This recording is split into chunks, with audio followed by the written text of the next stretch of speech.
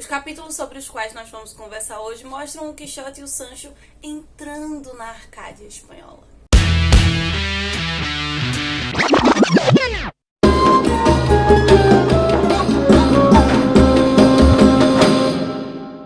O que temos para hoje, Sanchos e Dulcineas? Chegamos ao segundo passo da nossa jornada. Hoje nós vamos conversar sobre os capítulos 11 ao 15. Lembrando que quem está inscrito e a inscrição é gratuita, recebendo um material especial, um material de apoio para auxiliar na sua leitura e tornar esse momento, essa jornada, essa experiência mais interessante. Lembrando, eu não vou dar o resumo de todo o capítulo, eu vou só aqui destacar o que me chamou a atenção. Por isso que todo esse espaço aqui embaixo é para vocês, quem está participando da jornada, quem já leu o Quixote, quiser colocar os seus pontos, as suas observações. Esses 5 capítulos, coloca aqui embaixo no próximo vídeo. Dá comentar os comentários. Por que Arcádia? Porque nesses capítulos nós vamos ter bastantes pastores, inclusive uma pastora que é a primeira mulher forte que aparece no Quixote. Quixote é barroco porque ele tá falando da Arcádia, ele é renascentista, ele é neoclássico, o que é que ele é. O movimento não começa aqui, termina nesse outro ponto, e aqui imediatamente quando ele termina o outro começa. Eles coexistem por um tempo e um vai sintetizando, servindo de antítese pro outro e coexistindo ali também, em fases distintas do seu próprio desenvolvimento. Uma coisa que a gente tem que entender é que lá para 1100, mais ou menos, nós temos o travadorismo, uma era medieval, novelas de cavalaria que o Cervantes está satirizando no Quixote. Lá para 1400 até 1580 por aí, nós temos o humanismo e o classicismo. São classes próprias, mas que também retomam a antiguidade clássica, lá com Homero, com os greco-latinos. Lembrando, 1418 a 1580, esse é o auge, é o período que ele está mais em voga. Só que se a gente for parar para ver direitinho, em 1300 nós já temos o Renascimento. Então o humanismo e o classicismo, eles são contemporâneos do Renascimento, ainda que em alguns momentos eles tenham características muito próprias. E em 1580 começa o Barroco, só que o 1600 ainda está rolando, de acordo com alguns teóricos.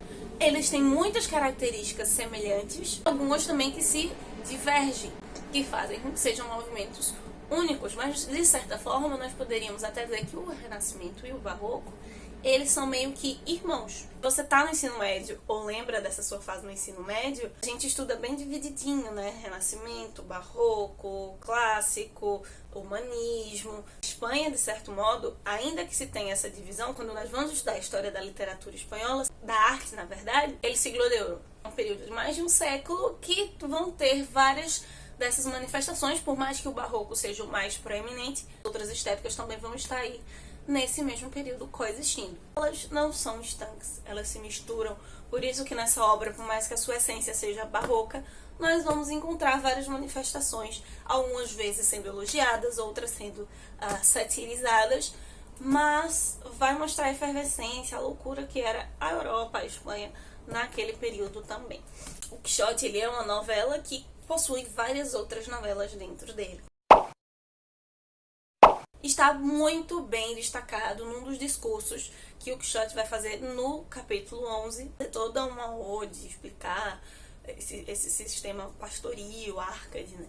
Comparando o mundo da antiguidade, esse senso de comunidade, esse senso de pertencimento proveniente desse mundo greco-latino, com agora uma nova insurgência de um individualismo nascente. Não é à toa que o Quixote é o romance moderno por excelência, né? O que vai abrir a modernidade no sentido estético e de pensamento. Isso que há essa confusão, essa mescla, essa miscelânea, não só nesse livro, né, mas nesse período, porque o mundo ele estava numa transformação muito grande que certas coisas já não cabiam de modo algum. Ao mesmo tempo que ele faz essa defesa, ele está vivendo nesse período, ele está falando dos pastores ali no sentido comunitário, mas ele tem esses pensamentos também um pouco ainda da era medieval. Aí vamos para o barroco, dualismo entre loucura e sabedoria nesse sentido. Mas é uma análise da composição humana, de que nós, ao mesmo tempo que anseiamos o convívio com o outro, nós também desejamos altamente a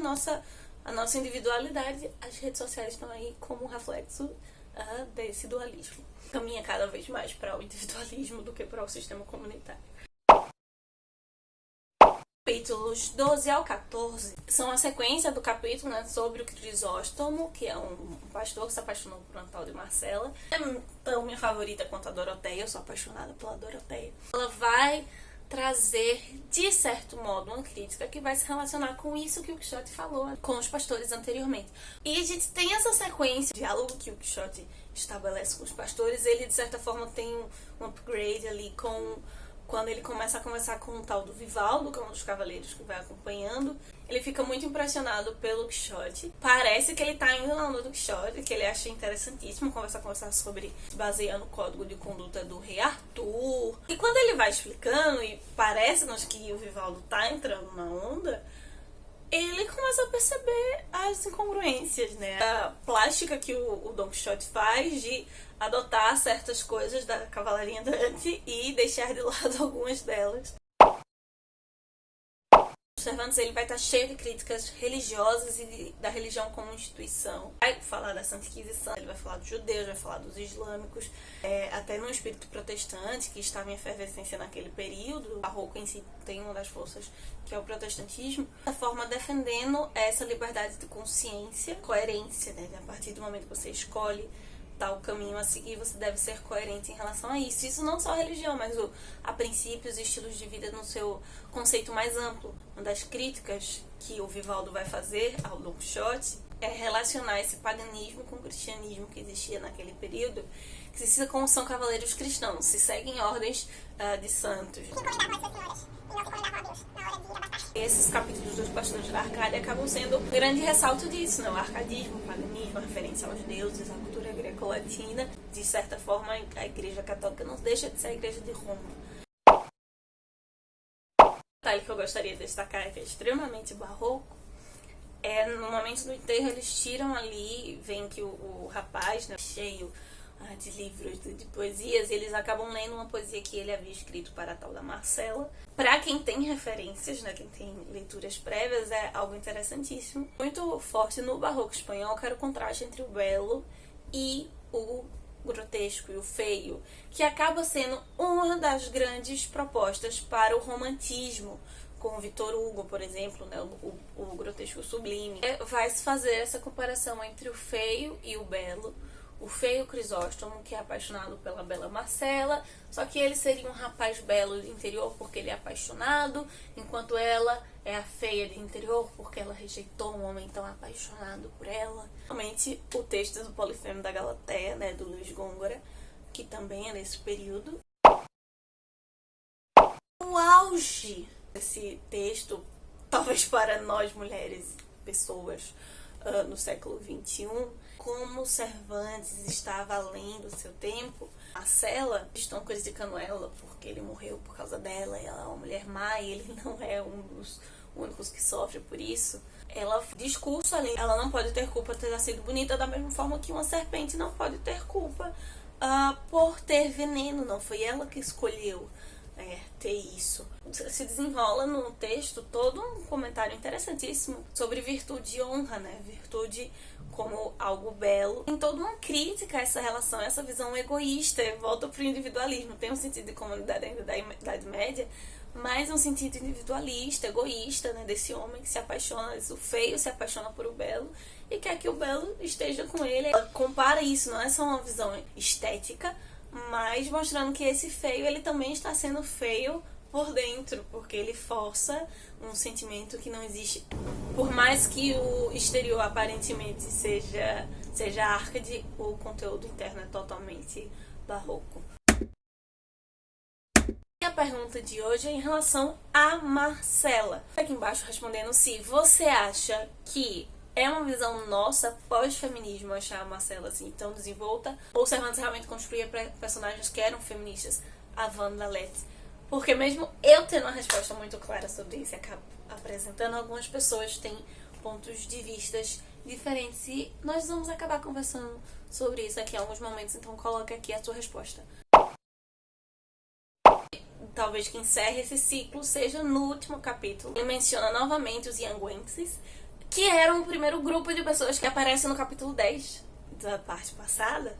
que do capítulo 10 eles são pessoas maravilhosas, enquanto aqui no 15 eles são pessoas más. Conforme isso acaba intensificando todo o discurso que a Marcela fez, né? Por mais que aparentemente o Cervantes tenha fechado aquela novela e aberto outra, ele pega o fio condutor do tema e traz novamente, né? O feio, o belo, o virtude, o sem virtude. Eles vão apanhar novamente e o Sancho ali no seu momento de dor, ele pede o emplasto, né? A bebida que o Quixote já tinha dito, que é de Fierabras.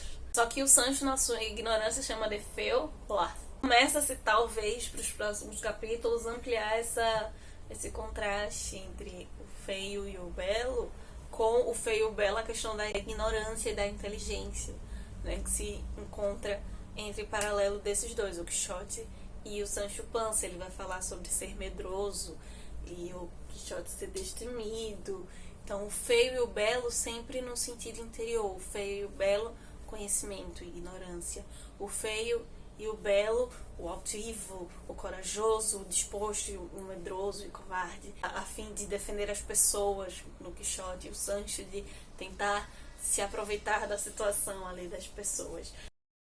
Então é isso, meus queridos cavaleiros andantes. Esses são os nossos comentários sobre os capítulos 11 ao 15 do Quixote de La Mancha. No próximo mês nós leremos os capítulos 16 ao 20. Encontramos aqui no dia 27 de abril.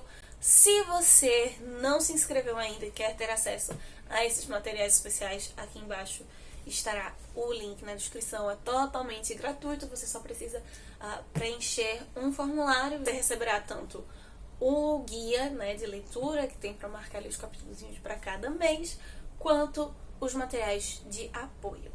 Também vai ao ar o segundo passo da nossa jornada de leitura conjunta sobre o grande conflito. Nos vemos na semana que vem com mais uma resenha, que possamos sair da biblioteca e ver muito além dos Manhãs de Vento.